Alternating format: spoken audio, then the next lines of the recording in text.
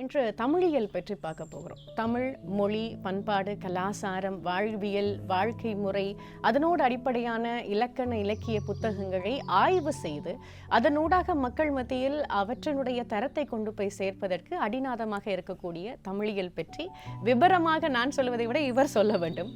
அவருடைய பெயரில் மௌன குரு என்று இருந்தாலும் அவருடைய ஆற்றல்கள் மிக பெரிதாக இருக்கும். கூத்து, நாடகம், அமைப்பு, மேடை அமைப்பு, பாணி, இப்படி பல்வேறுபட்ட விடயங்களை எங்கள் மத்தியில், இளையவர்கள் மத்தியில் கொண்டு போய் சேர்க்கக்கூடிய பேராசிரியர் மௌனகுரு ஐயா அவர்கள் வந்திருக்கிறார். வணக்கம் ஐயா. வணக்கம். இந்த சந்தர்ப்பத்திற்கு ரொம்ப ரொம்ப நன்றி. ரொம்ப மகிழ்ச்சியாக இருக்கிறது. ஒரு மாணவியாக உங்களிடம் இது நிறைய கற்றுக்கொண்டவளாக இன்று உங்களை நேர்காணல் செய்வதில் மகிழ்ச்சி.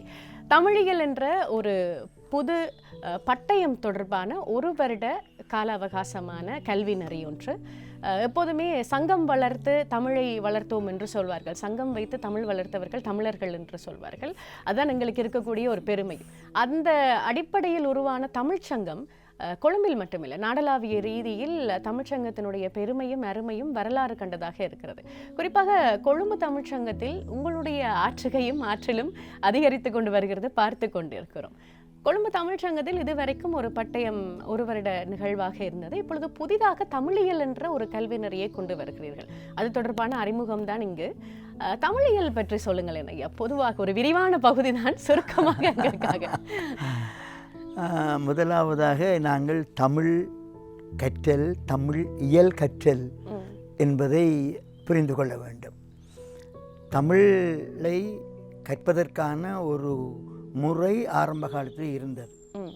அது பண்டிதர்கள் அல்லது புலவர்கள் கற்பித்தார்கள். அது ஒரு முறை. பின்னால் தமிழை கற்பிக்கின்ற முறை ஒன்று பல்கலைக்கழகங்களிலே வித்தியாசமாக மாறத் தொடங்கியது. அதேதான் தான் அந்த ஹைப்ரைட் ரெண்டு கிழக்கு மேற்கும் சந்திக்கிற சந்தர்ப்பங்கள் வந்தன. அங்கேயெல்லாம் இலக்கண இலக்கியங்களைத்தான் கற்பித்தார்கள். இப்போது அண்மை காலமாக பல்கலைக்கழகங்களில் சில பல்கலைக்கழகங்களிலே தமிழ் இயல் கற்பிக்கின்றார்கள்.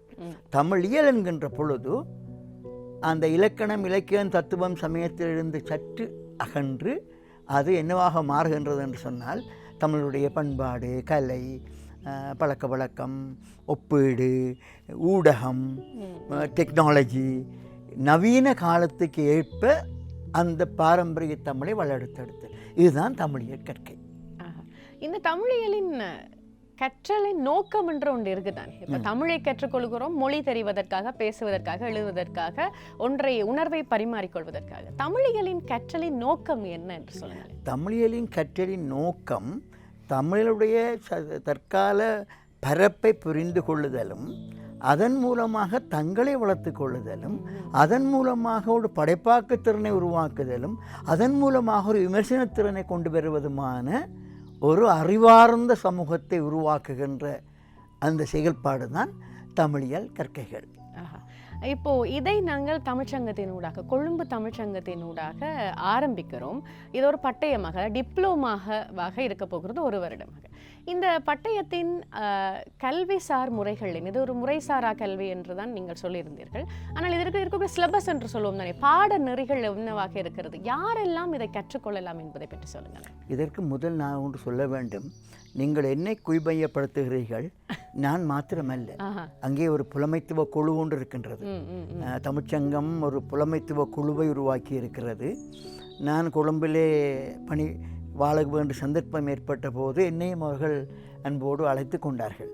அதிலே பலர் இருக்கின்றார்கள். பேராசிரியர் சபாஜயராஜா இருக்கின்றார், மதுசூதனன் இருக்கின்றார், தற்பரன் இருக்கின்றார், தலைவர் இருக்கின்றார், இன்னும் பல பேர்கள் இருக்கிறார்கள். ஆரம்பத்திலே பல பேராசிரியர்கள் இருந்தார்கள், இப்போதும் இருந்து கொண்டிருக்கிறார்கள். இப்படி ஒரு புலமைத்துவ குழு ஒன்று தான் இதை ஆரம்பித்தது என்பதை நீங்கள் புரிந்து கொள்ள வேண்டும். இப்படியாக நான் தான் தொடங்கினேன் என்று அந்த பிழையான கருத்துக்கள் இருக்கக்கூடாது. கடைசி வரைக்கும் இது ஒரு கூட்டு செயற்பாடு. அதாவது தமிழியல் வளர்ச்சியிலே ஆர்வங்கொண்ட பலருடைய கூட்டு செயல்பாடு என்பதை முதல் புரிந்து கொள்ள வேண்டும். அடுத்து என்ன கேட்டீர்கள்? இந்த பாடநெறி பற்றி சொல்லுங்கள். பாடநெறி முக்கியமாக எப்படி இருக்கின்றது என்று சொன்னால், ஒரு 6 தலைப்புகளின் கீழ் இந்த பாடநெறிகள் வருகின்றன. அதுக்கு முதல் நான் சொல்ல வேண்டும், இந்த பண்டைய முன்னால் இருந்த தமிழ் கற்க நெறி எவ்வாறு இருந்தது என்பதை கொஞ்சம் சொன்னால் தான் இது புரியும் உங்களுக்கு. சொல்லலாம். ஆரம்பத்திலே தமிழ்ச்சங்கம் பல காலமாக ஒரு தமிழ் பட்டய நெறி ஒன்றை நடத்தி வருகிறது. கொழும்பிலே மாத்திரம்தான் அது நடைபெற்றது. அதிலே அவர்கள் அதிகமாக கவனம் செலுத்தினார்கள். இந்த புலவர் பண்டிதர் அந்த பாரம்பரியத்திலே தான் அதை கொண்டு வந்து கொஞ்சம் மாற்றி இருந்தார்கள். அதுதான் பழைய பட்டய நெறி. அதில் பட்டம் பெற்றவர்களுக்கு அவங்க சான்றிதழ் வழங்கினார்கள், பட்டம் வழங்கினார்கள், பட்டமளிப்பு விழா நடத்தினார்கள். அண்மை காலமாக இதை கொஞ்சம் சற்று மாற்றி இதை ஒரு இன்னொரு விதமாக செய்யலாம் என்ற ஒரு திட்டம் வந்தது. இதிலே 6 தலைப்புகள் இருக்கின்றன. இதை முறைசாரா கல்வி முதலாவதாக. இதில் பலரும் பங்கு பெற்றலாம். 18 வயதுக்கு மேற்பட்ட எவரும் பங்கு பெற்றலாம். இளைஞர்கள், வயதுகள் பங்கு பெற்றலாம், பெற்றார் பங்கு பெற்றலாம், எழுத்தாளர்கள் பங்கு பெற்றலாம், தொழில் செய்து கொண்டிருப்போர் பங்கு பெற்றலாம், படிக்க விரும்புவோர் எவரும் இதில் பங்கு பெற்றலாம். இது எப்படி அமைக்கப்பட்டிருக்கிறது என்று சொன்னாலுமா 6 கற்க நெறிகள். இன்னும் அது அகற்றப்படும் சில நேரங்களில் அனுபவம் மூலமாக நாங்கள் பெற்றுக்கொண்ட அனுபவங்கள் மூலமாக அகற்றுவோம். அதை நாங்கள் 6 கற்க நெறிகள், 6 தலைப்புகள் நான் அப்புறம் உங்களுக்கு சொல்லுகின்றேன். இந்த 6ஐயும் அவர்கள் ஒவ்வொரு கற்க நெறியும் 30 நிமிடம் 30 மணித்தியாலம் கொண்டதாக இருக்கலாம். இந்த ஒவ்வொரு கற்க நெறியும் அவர் கற்கலாம். கற்றால் அவர்கள் சான்றிதழ் வழங்கப்படும். 6ஐயும் சேர்த்து கற்றால் அதோடு ஒரு ஆய்வுக்கட்டுரையும் செய்தால் அவர்களுக்கு பெரிய பட்டம் வழங்கப்படும். தமிழியர் என்ற ஒரு பட்டம் வழங்கப்படும். 6 கற்க நெறி முடிப்பவர்களுக்கு பெரிய பட்டம். இல்லை நான் ஒரு 30 கற்க நெறி முடிக்க போகிறேன்னு சொன்னால் ஒரு சான்றிதழ். அப்போ படிக்கிற ஆர்வம் உடையவர்களுக்கு அகட்டி விடப்பட்டிருக்கின்றது. நீங்கள் எப்படியெல்லாம் கற்கலாமோ அவ்வளோ கற்றுக்கொள்ளுங்கள் என்று சொல்லி. இதுதான் என்னுடைய ஸ்ட்ரக்சர் ஆஃப் த ஸ்கீம். இந்த அமைப்பு, இந்த திட்டத்தினுடைய அமைப்பு இதுதான். இதுங்கள் இந்த 6 கற்கையும் முக்கியமானது. அதுதான் முக்கியம். முதலாவது மொழி மரபும் தமிழ் இயல்புகளும். அதுதான் விவரமாக உங்களுக்கு நேரம் கிடைக்கும் என்றால் விளங்கப்படுத்தலாம், சொல்லலாம். இரண்டாவதாக தமிழர் வாழ்வியலும் தமிழர் பண்பாடுகளும். மூன்றாவதாக தமிழருடைய நிலவியலும் வாழ்வியலும். நிலவியல் என்று சொல்ல என்ன, உதாரணமாக எப்படி விளங்கப்படுத்தலாம் என்று சொன்னால், இப்போ இந்தியாவிலே அண்மை காலமாக அகலடி, நம்ம கீழடி போன்ற இடங்களில் ஆய்வுகள் நடக்கின்றன. அவங்க நிலவியல் பறந்திருக்கிறது. பாலகிருஷ்ணர் புத்தகம் போட்டிருக்கிறார், இந்த தமிழ் பண்பாடு சிந்து வழியிலிருந்து எங்களுக்கு வந்திருக்குன்னு சொல்லி. அப்போ நிலவியல் எங்கிருந்து வருகிறது? அந்த சிந்து வழி பண்பாடு உருவாகினது மத்திய ஆசியாவிலே என்று கூறப்படுகின்றது. தமிழர்களுக்கு நிலவியல் இருக்கின்றது. அது நிலத்திலே பறை வந்து இல்லை தென்னிந்தியாவுக்கு வந்த பிறகு அவர்கள் தமிழ்நாட்டிலே 4 நிலங்கள் 5 நிலங்களாக பார்த்து அந்த 5 நிலங்களும் பழைய நினைவுகள் எங்களுக்கு எங்கே உருவாகனோ தெரியாது. ஆராய்ச்சி எங்கேயெல்லாம் வளர்ந்து கொண்டு போகின்றது. இவையெல்லாம் உள்ளடக்கியதாகத்தான் நிலவியல் வரும். அடுத்து தமிழுடைய இலக்கிய மரபு. வழக்கமாக நாங்கள் படிக்கின்ற அந்த சங்க காலம் அந்த இலக்கிய மரபு அதெல்லாம் வரும். நவீன தமிழ் இலக்கியம், முக்கியமாக மாடர்ன் தமிழ் இலக்கியம். இறுதியாக தமிழ் ஊடக மரபு. இதிலே இப்போ எங்களுக்கு உதாரணமாக தமிழருடைய காண்பிய கலைமரபு, தமிழருடைய ஆற்றிய கலைமரபு, இவைகளை சேர்த்துக்கொள்ளவும், அதற்கு மேலாக அண்மை காலமாக தமிழிலே எத்தகைய நவீன ஆய்வுகள் வந்து கொண்டிருக்கின்றன என்பதற்கு பரிச்சயப்படுத்தவும், இதையெல்லாம் செய்கின்ற பொழுது எப்படியாக அந்த அந்த அந்த மாணவர்கள் உருவாகுவார்கள், கற்பனை பண்ணி பாருங்கள். அந்த பெரிய நோக்கத்தை வைத்து கொண்டு தான் இந்த சிலபஸ் தயாரிக்கப்பட்டிருக்கிறது. சரி, சிறப்பு. 6 பிரிவுகள் சொல்லியிருந்தீர்கள். இந்த 6 பிரிவுகளுக்குள்ளும் ஆழம் அதிகமாக இருக்கும். ஒவ்வொன்றையும் பிரித்தறியும் பொழுதே தமிழை பற்றிய உணர்வு எங்களுக்குள் ஊற்றெடுத்து விடும் அப்படின்னு சொல்லணும். இதில் ஒரு சில பிரிவுகள், நேரம் குறைவாக இருப்பதனால் ஒரு சில பிரிவுகளுடைய தாற்பயம் படித்தால் நாங்கள் இதை அறிந்து கொள்ளலாம், இது எங்களுக்கு எங்களுடைய வாழ்க்கைக்கு தேவை, எங்களுடைய அடுத்த சமூகத்திற்கு இதை நாங்கள் கொடுக்க வேண்டும், அது பற்றி சொல்லுங்களேன். இதற்கான ஒரு கையேடு தயாரிக்கப்பட்டிருக்கிறது. அந்த கையேடு அடிப்படையாக கொண்டு நான் மிக சுருக்கமாக விளங்கப்படுத்துகின்றேன். மிக விரிவாக விளங்கப்படுத்த வேண்டிய விஷயம் நேரம் குறைவாக இருப்பதனால் சுருக்கமாக. இப்போது மொழி மரபும் தமிழ் மொழி இயல்புகளும் என்பதில் எப்படி எழுத்துக்கள் தோன்றின, எப்படி தமிழ் வளர்ந்து வந்தது என்பது அதுக்குள் வரும். எப்படி தமிழ் நகரமயமாகியது, அதன் மூலமாக எப்படி தமிழ் வளர்ந்து என்றெல்லாம் அதுக்குள்ள வரும். அதில் வந்து ஆதி மனிதன் எங்கே தோன்றினான், தமிழர் எப்படி அங்கிருந்து பிறவி வந்தார்கள், எப்படி இந்தியாவுக்கூடாக வந்து தமிழ்நாட்டுக்கு வந்தார்கள், அதை பற்றிய வாத பிரதிவாதங்கள் எல்லாம் அங்கே அமைக்கப்படும். அதுக்கு பிறகு அதில் எப்படி தமிழர் வாழ்வியல் கட்டமைக்கப்பட்டது, தொல்காப்பியம் என்ன கூறியிருக்கிறது, நனூல் எப்படி கட்டமைத்தது, தமிழ் இலக்கண மரபு என்ன, தமிழின் உரைநடையின் தோற்றமும் வளர்ச்சியும் என்ன என்பது தமிழர் அதுக்குள்ளால் வரும். இரண்டாவதாக தமிழர் வாழ்வியலும் தமிழ் பண்பாட்டு மரபிலையும் சமூக பண்பாடு எப்படி இருந்தது, வழக்காட்டியல் எப்படி இருந்தது, நாட்டார் கலைகள் எப்படி இருந்தது, அதிலே நுண்கலை, தமிழிசை, தமிழர் கூத்து, தமிழர் ஆடல் எப்படி இருந்தது என்பது வரும். தமிழ்நாட்டிலும் இங்கும். அடுத்தது அதுக்குள்ளே தாய்வழி சமூகம் எப்படி உருவாகியது, எப்படி அது ஆணாதிக்க சமூகமாக மாறியது, அதுக்குள்ளே முரண்பாடுகள் எப்படி வந்தன, அப்படியே வரும். தமிழர் நிலவியலும் வாழ்வியலும் மிக முக்கியமான ஒரு பகுதியாகும். அதிலே வந்து எப்படி தமிழர் நிலவியல் பண்பாடு, அதாவது தொல்லியல் கல்வெட்டியல் மூலமாக எப்படி இதை நாங்கள் அறிந்து கொள்ளலாம், பண்பாட்டு மாநிலவியல் மூலமாக ஆதிச்சநல்லூர், பூம்புகார், மயிலாடுதுறை, அழகங்குளத்திலே நடந்த அகழ்வுகள், பொம்பரிப்பு, அனுராதபுரம், கந்தரோடை, ஆனக்கோட்டை, கிழக்கு மாகாணத்தில் நடந்த கண்டுபிடிப்புகள், பெருங்கற்பண்பாட்டில் எப்படி தமிழர் வாழ்ந்தார்கள், எப்படி வளர்ந்து வந்தார்கள், எப்படி அவர்கள் அப்படியே கட்டங்கட்டி பல காலத்துக்கு கூட வளர்ந்து வந்தார்கள் என்ற ஒரு பெரிய பண்பாடு வரும். தமிழ் இலக்கிய மரபிலே சங்க காலம் தொடக்கம் இன்றைக்கு வரைக்குமான இலக்கிய மரபு எப்படி சொல்லப்பட்ட என்று வரும். நவீன இலக்கியம் பிறக்கின்ற பொழுது அது பல்வேறு இயக்கங்களையும் சேரும். முக்கியமாக அது ஈழத்தை மையங்கொள்ளும். தேசிய இயக்கம், முற்போக்கு இயக்கம், தனித்தமிழ் இயக்கம், சுயமரியாதை இயக்கம் இந்தியாவிலே, இங்கே தலித் இயக்கம், பெண்ணிய இயக்கம், ஈழத்திலே வந்து ஈழத்தே தேசிய இயக்கம், தமிழ் தேசிய இயக்கம், யாழ்ப்பாண வாலிப காங்கிரஸ், முற்போக்கு இயக்கம், நற்போக்கு இயக்கம், மெய்யொலி இயக்கம், பல்வேறு விதமும் நவீனத்தை கொண்டு போகிறது. அப்படி இனி அங்கே தமிழ் கல்வி கொடுத்த நிறுவனங்கள் ஒரு தொகை வரும். தமிழுக்கு ஆளுமைகள் இதுக்கே வருவார்கள்.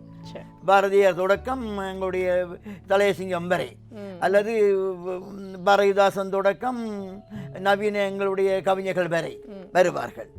இதைவிட தமிழ் ஊடக மரபு ஒன்று இருக்கின்றது. தமிழ் ஊடக மரபிலே எழுத்தப்படி தோன்றியது, அச்சியல் எப்படி வந்தது, தொடர்பாடல் எப்படி வந்தது, தொலைக்காட்சி, இன்றைய டிஜிட்டல் யுகம் வரை அது வந்து இந்த மொழிபெயர்ப்பு ஒன்று வந்து வடமொழியிலிருந்து தமிழுக்கு எப்படி மொழிபெயர்க்கப்பட்டது, அது மாதிரி சிங்கள மொழியில் என்ன இருக்கின்றது, ஆங்கிலத்தில் என்ன மொழிபெயர்க்கப்பட்டது ஒன்று பெரிய பரந்த பரப்பை கொண்டதாக இருக்கும். இப்போது உங்களுக்கு தெரிந்திருக்கும் இது எவ்வளவு தூரம் பறந்து செல்கின்றது என்று.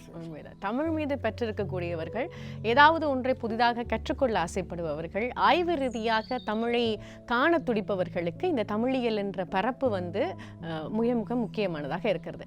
பல்கலைக்கழகங்களிலும் இதை படிப்பிக்கிறார்கள். இது ஒரு பாடமாக அல்லது ஒரு துறையாக எடுத்து செய்யக்கூடியதாக இருக்கிறது. அதற்கும் கொழும்பு தமிழ்ச்சங்கத்தில் நீங்கள் செய்கின்ற இந்த துறைக்கும் என்ன சம்பந்தம் இருக்கிறது அல்லது வித்தியாசம் இருக்கிறது என்பதை பற்றி சொல்லுங்கள். ஒரு வகையில் சம்பந்தம் இருக்கின்றது, ஒரு வகையில் வித்தியாசமும் இருக்கிறது. சம்பந்தம் என்று சொன்னால் அந்த தமிழியல் பரப்பை அங்கும் அவர்கள் ஒழுங்காக இதே மாதிரி செய்ய முயல்கின்றார்கள். ஆனால் அங்கே என்ன ஒன்று சொன்னால் சில கட்டுப்பாடுகள் இருக்கும். அங்கே என்றால் நீங்கள் சிலபஸை தயாரிக்க வேண்டும். தயாரித்து நீங்கள் என்ன செய்ய வேண்டும், அந்த ஃபேக்கல்ட்டியிலே நீங்கள் டிஸ்கஸ் பண்ண வேண்டும். ஃபேக்கல்ட்டி டிஸ்கஸ் பண்ணுகின்ற பொழுது அங்குள்ள பல கருத்துக்கள் வேறு, பல கருத்துக்கள் வந்த பொழுது அந்த தயாரித்து கொண்டு போன கருத்துக்கள் மாறி வேறு வேறு விதமாக மாறும். இப்போ செனட்டுக்கு போக வேண்டி வரும். செனட்டில் இதை பற்றி எந்தவித பிரஜையும் இல்லாதவர்கள் குறுக்கும்பதற்காக கேள்வி கேட்பார்கள். அதை விட பர்சனல் இன்ட்ரெஸ்ட்கள் எனக்கு இருக்கும். இதெல்லாம் சேர்ந்து பல்கலைக்கழக அந்த பாடத்திட்டம் என்பது ஒரு குறிப்பிட்ட வரையறைக்குள் தான் அறந்துவிடும். இங்கே அதான் இல்லை. இது கொஞ்சம் அதையும் மீறி கொஞ்சம் அகண்டு சுயசிந்தனையுடையதாக ஒரு ஐடியாலஜி, ஒரு கருத்தியல், ஒரு பிளான் கொண்டதாக மாறும். இதுதான் பல்கலைக்கழகத்துக்கும் இதுக்கும் உள்ள வித்தியாசம். அடுத்த பல்கலைக்கழக ஆய்வுகள் சொல்லுவதற்கு கொஞ்சம் தயக்கமாகத்தான் இருக்கிறது. அண்மை காலமாக கவனிக்கின்றோம் நாங்கள், எங்களை போன்ற வயது போனவர்கள் சொல்லாமே கவனிக்கின்றோம். பெரும்பாலும் எம்பிரிக்கல் ஸ்டடிஸ் சொல்லுவார்கள். விவரங்கள் தான் ஆய்வாக வருகிறது ஒழிய தரவுகள் ஆய்வுகள் அல்ல. தரவுகளை தேடி கண்டுபிடித்தல் ஆய்வின் முதல் படி. தரவுகளுக்கு நீங்கள் எப்படி வியாக்கியானம் கொடுக்கிறீர்கள், அந்த வியாக்கியானத்துக்கு நீங்கள் எந்த கோட்பாடுகளை பிரயோகிக்கிறீர்கள், அல்லது நீங்கள் அந்த வியாக்கியானங்களை வைத்துக்கொண்டு எந்த கோட்பாட்டுக்கு வருகிறீர்கள் சொல்லுவார்கள். பாலை கடைகின்ற பொழுது மேலே வெண்ணெய் வரும், அந்த வெண்ணெய் தான் ஆராய்ச்சி. கடைஞ்சு கொண்டிருப்பது ஆராய்ச்சி அல்ல, பால் ஆராய்ச்சி அல்ல. நீங்கள் அதுக்குள்ளாக என்ன எடுக்கிறீர்கள் என்பதுதான் ஆராய்ச்சி. நாங்கள் இன்டர்வியூக்கு எம்ஏ பிஹெச்டி பிள்ளைகள் வருகின்ற பொழுது நாங்கள் கேட்கின்ற முதலாவது கேள்வி அவர்கள்ட்ட சொன்னது இருக்கட்டும், நீர் என்ன சொல்லுகிறீர்? தாங்கள் சொல்லுவதற்கு ஒன்றுமில்லை பிள்ளைகளுக்கு. அவர்கள் சொன்னது தான் தொகுத்து எழுதி வைக்கிறார்கள். போதா குறைகளுக்கு இது வந்து விட்டது, என்ன ஏஐ ஆர்டிஃபிஷியல் இன்டெலிஜென்ஸ் வந்து விட்டது. இவர்களும் சொல்ல தேவையில்லை, அது இன்டெலிஜென்ஸே கொடுத்து விடும். அப்போ எங்கே போய்கொண்டிருக்கிறது தமிழ் சமூகம் அல்லது இளைஞர் சமூகம்? இதுகளிலிருந்து மீட்டெடுக்கலாம் என்கின்ற ஒரு நப்பாசை, அவ்வளவுதான், வேற ஒன்றும் இல்லை. அதுதான் ரொம்ப முக்கியமான விடயமும் கூட. ஏன்னா ஆய்வு என்பது பலருக்கு தெரிந்தாலும் ஆய்வை அறிக்கையாக மாற்றுவதற்கு ஒரு நீங்கள் சொன்னது போல ஒரு தெளிவான எண்ணம் இருக்க வேண்டும், பார்வை இருக்க வேண்டும். நாங்கள் எந்த பக்கமும் சாயாமல் சரியான நிதர்சனமான முடிவுகளை எடுப்பது தான் நீங்கள் சொன்னது போல அந்த ஆய்வினுடைய நோக்கமாக இருக்கிறது. இதெல்லாம் உங்கள்கிட்ட இருந்து கற்றுக்கொண்டு ஓடுவதற்கு ஆரம்பித்த தன்மைதான். ஆனால் இந்த தமிழியல் நீங்கள் கொழும்பு தமிழ்ச்சங்கத்தில் மட்டுமா செய்கிறீர்கள் அல்லது நாடளாவிய ரீதியில் எங்கெல்லாம் செய்கிறீர்கள்? முக்கியமாக யார் யார் வந்து படிப்பிக்க போகிறார்கள் என்பதை பற்றி சொல்லுங்களேன். இப்போதைக்கு கொழும்பு தமிழ்ச்சங்கம் யாழ்ப்பாண தமிழ்ச்சங்கத்தோடு கலந்து அங்கு இதை தொடக்கி வைத்திருக்கிறது. மட்டக்களப்பிலே மட்டக்களப்பு நூல் நிலையத்தோடு நினைத்து அது ஆரம்பிக்கிறது. 2 இடங்களிலே தான் இப்போது ஆரம்பிக்கிறார்கள். காலப்போக்கிலே அவர்கள் பல இடங்களுக்கு அதை கொண்டு செல்வதற்கான வசதிகள் ஏற்றுக்கொள்ளப்படும். இதற்கான ஆட்களை எப்படி தெரியலாம் என்றால், அந்தந்த பிரதேசத்து பொறுப்பானவர்களுடன் கலந்து, இப்போ கிழக்கிலே ஒரு பல்கலைக்கழகம் இருக்கிறது, விவேகானந்தா இன்ஸ்டியூட் இருக்கிறது, வடக்கிலே யாழ்ப்பாண பல்கலைக்கழகம் இருக்கிறது, அறிஞர்கள் இருக்கிறார்கள், கிழக்கிலும் அறிஞர்கள் இருக்கிறார்கள் இருக்கின்றது. இவர்களிடமிருந்து தெரியப்பட்ட, பொறுக்கி எடுத்து தெரியப்பட்ட விரிவிரியாளர்கள், அறிஞர்கள், பல்கலைக்கழகம் சார்ந்தவர்கள் மாத்திரமல்ல, அதற்கு வெளியாலே உள்ளூர் கலைஞர்கள் இருக்கிறார்கள். உள்ளூர் அறிவாளிகளிடமிருந்தும் உள்ளூர் கலைஞர்களிடமிருந்து நாங்கள் பெற்றுக்கொள்ள வேண்டியது நிறைய இருக்கின்றது. அறிவென்பது பல்கலைக்கழகத்தில் மாத்திரம் உருவாகுதல்லம்மா, அது மக்களிடமிருந்து உருவாகுது. அந்த சாரம் அடிப்படை roots of the knowledge people, மக்கள். தொழிலாளரிடமிருந்து தான் நாங்கள் என்ஜினியரிங் கற்றுக்கொள்ள வேண்டி இருக்கின்றது. ஆனால் அவற்றை ஒழுங்குபடுத்துவது தான் பல்கலைக்கழகத்தின் வேலை. சுருக்கமாக சொல்லப்போனால் கற்றல், கற்பித்தல், சமூகத்திலிருந்து பெறல், நாங்கள் பெற்றவற்றை நாங்கள் கற்ற டிசிப்ளினுக்கூடாக திருப்பி சமூகத்துக்கு கொடுத்தல். இந்த ரெசிப்ரோக்கல் தான் பல்கலைக்கழகத்துக்கும் இதுக்கும் நடந்து கொண்டிருக்க வேணும். அதுதான், அதை செய்வதற்கான முயற்சியைத்தான் இதே போது நாங்கள் யோசித்துக் கொண்டோம். சிறப்பு. உண்மையிலேயே எனக்கும் சில முரண்பாடுகள் இருக்குது. நாங்கள் பாடசாலையில் படிக்கும் பொழுது ராமாயணத்தை ஒரு பார்வையில் பார்ப்போம். ஆனால் அந்த தமிழியலில் படிக்கும் பொழுது அதனுடைய ஆழமும் அதனுடைய வேரும் அதனுடைய தன்மையும் வித்தியாசமாக இருக்கிறது. ஒவ்வொரு அங்கமுமே எங்களுக்கு புதுமையாகவே இருக்கிறது. ஆகவே கண்டிப்பாக அனைவருடைய தெரிவாகவும் இது தமிழியல் இருக்க வேண்டும் என்பது எங்களுடைய அவாவாக இருக்கிறது. எங்களுடைய மக்களுக்கு மீண்டும் ஒரு முறை தமிழியலின் சுருக்கமான அவாவை தூண்டுகின்ற ஒரு வரியை சொல்ல, ஏன்னா நாங்கள் நேரம் நிறைவுக்கு வருகிறது. ஆனால் இந்த பாடத்திட்டத்தினுடைய மேன்மை பற்றி சில விஷயங்கள் சொல்லுங்களேன். சுருக்கமாக சொல்ல போனால் எல்லாவற்றையும் விமர்சன நோக்கோடு பாருங்கள், அப்படியே ஏற்றுக்கொள்ளாமல் கிரிட்டிக்கல் திங்கிங், எல்லாவற்றையும் விமர்சன நோக்கோடு பாருங்கள். எல்லாவற்றையும் சமூகத்துக்கு ஏற்ற விதமாக பாருங்கள்.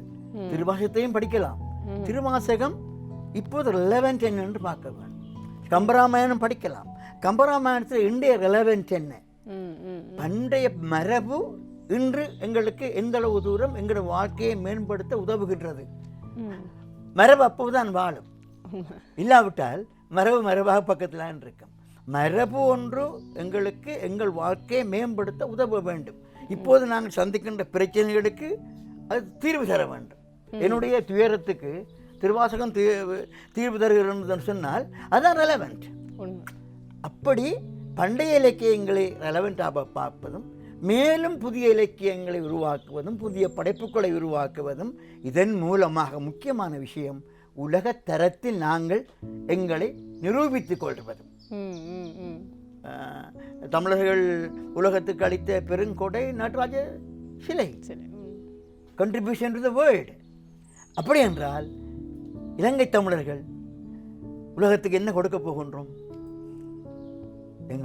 எங்களுடைய சிந்தனையும் படைப்பாட்டில் நாடகத்திலாகட்டும், கவிதையிலாகட்டும், படைப்பிலாகட்டும், எதிலாகட்டும் என்னத்தை கொடுக்க போகின்றோம்? கொடுத்திருக்கிறார்கள்.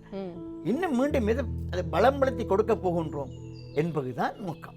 ஏஐயினுடைய கலாச்சாரம் என்று சொல்லுவோமே, டிஜிட்டல் உலகத்தில் நாங்கள் புதுமையான சில விஷயங்களை அனுபவித்துக் கொண்டிருக்கிறோம். அதில் இந்த தமிழினுடைய பெருக்கம் அல்லது மொழிபெயர்ப்பு அல்லது புதுமைப்படுத்துதல், கலைச்சொற்களை உருவாக்குதல், இப்படின்னு எது வேணாலும் நாங்கள் வைத்துக் கொள்ளலாம். இந்த ஏஐயினுடைய வருகை அல்லது டிஜிட்டல் உலகத்தில் தமிழினுடைய தரத்தை நீங்கள் எவ்வாறு பார்க்கிறீர்கள்? எப்போதும் புதிய விஞ்ஞானம் வருகின்ற பொழுது அது எங்களுக்கு சாதகமான அம்சங்களை தந்து கொண்டிருக்கும். அதே நேரத்தில் அது பாதகமான விளைவுகளையும் உருவாகி கொண்டிருக்கும். எதுவும் தான் புதுமை வருகின்ற பொழுது அது சாதகத்தையும் தரும், பாதகத்தையும். ஏஐ இரண்டையும் தருகிறது. ஏஐயோடு உங்களுக்கு தொடர்பு இருக்கலாம். நானும் என்னால் முடிந்தபடி அதுக்குள் போய் விளையாடி கொண்டு தான் இருக்கின்றேன். அடுத்த முறை உங்களுடைய நாடக பாணிகளில் நாங்கள் இந்த ஏஐனுடைய தாக்கத்தை பார்க்கக்கூடியதாக இருக்கும்னு நினைக்கிறேன். அந்த ஏஐ என்று சொன்னால் நான் அடிப்படை என்னுடைய ஒரு பேர பிள்ளையோடு காய்ச்சி கொண்டிருக்க பொழுது அவன் ஒரு விவாதத்துக்கு சென்றான். ஏஐயை பற்றி தாங்கள் விவாதிக்கப் போவதாக சொன்னான். நான் ஒரு கேள்வி கேட்டேன், ஏஐ சிந்திக்குமான்னு கேட்டேன். ஆர்டிஃபிஷியல் இன்டெலிஜென்ஸ் சிந்திக்குமா? இல்லை, அது சிந்திக்காது. அது ஏனையோர் தருகின்ற தகவல்களை வைத்துக்கொண்டு ஒரு முடிவுக்கு வரும். தானாக சிந்திக்காது. இதுதான் ஏஐனுடைய பலமும் பலகீனமும். சிந்திக்காத ஒரு மெஷின் அது. அது குறையான தகவல்லாம் தரும் எங்களுக்கு சில வேளைகளில். அதை வடித்தெடுத்து எண்கள் மயப்படுத்துகின்ற திறன் எங்கள்கிட்ட இருக்க வேண்டும். அதாவது ஏயும் கட்டியாளுகின்ற திறன் உடையவர்களாக மாணவர்கள் வளர வேண்டும். அதுதான் முக்கியமான விஷயம். ஏய் நல்லது தருகின்றது. ஏஐ மூலமாக கன விஷயங்கள் அறிகிறோம். இந்து பரப்பெல்லாம் சென்று வருகிறோம். பிரமிப்பை உண்டாக்குகின்றது. அள்ளி தருகிறது. கொஞ்ச நேரத்துக்குள் தந்து விடுகிறது. அதிகம் படிக்க தேவையில்லை, பிடிச்சு கொள்ளலாம். ஆனால் எல்லா குப்பையும் வாங்கி விழுங்கினால் செமியாக கொண்டு தான் வரும். எங்களுக்கு தேவையானது தான் எடுத்து நாங்கள் சத்தாக வைக்கொள்ளோம். ஏஐனுடைய வருகையை வரவேற்போம், அதையும் கிரிட்டிக்கலாக பார்ப்போம், தேவையானது எடுத்துக்கொள்ளும். சிறப்பு ஐயா. இந்த நேரத்தை எங்களுக்கு வழங்கி நீங்கள் வந்த விடயம் தமிழில் அதோடு கூடிய பல்வேறுபட்ட விடயங்களை எங்களுக்கு வழங்கியிருக்கிறீர்கள். உங்களுடைய கலை பண்பாடு, நீங்கள் செய்கின்ற இதர பல செயற்பாடுகள் தொடர்ந்து போன்ற மாணவர்களுக்கு உதவியாக இருக்கட்டும். வாழ்த்துறதுக்கு வயசில்லை, இது ஒரு வேண்டுகோளாக வைத்துக் கொள்ளுங்க. தொடர்ந்து உங்களுடைய செயற்பாடு செய்யுங்க. கொழும்பு தமிழ்ச்சங்கம் மட்டுமில்லாமல் மட்டக்களப்பு, யாழ்ப்பாணம் தமிழ்ச்சங்கங்களிலும் இந்த தமிழியல் தொடர்பான பட்டயம் தொடர்பாக விடயத்தை நீங்கள் தெரிந்து கொள்ளக்கூடியதாக இருக்கும். நேரடியாக சென்று இணைந்து கொள்ளுங்கள். தமிழோடு கூடிய தமிழியல் விரிவான வளத்தை நாம் அறிந்து கொண்டு அடுத்த சமுதாயத்திற்குள் நகர்வோம் என்ற ஒரு நல்ல சிந்தனையோடு நாங்கள் இப்போது இங்கிருந்து விடைபெறுகிறோம். தொடர்ந்தும் கவிதா பாரதி இணைந்திருப்பார். ரொம்ப நன்றி ஐயா. மிகவும் நன்றி. மிக அருமையான கேள்விகளை கேட்டீர்கள். கேள்விகள் தான் எப்போதும் நல்ல பதிலை உருவாக்கும். வாழ்த்துக்களம்மா. நன்றி ஐயா. நன்றி. ரொம்ப நன்றி.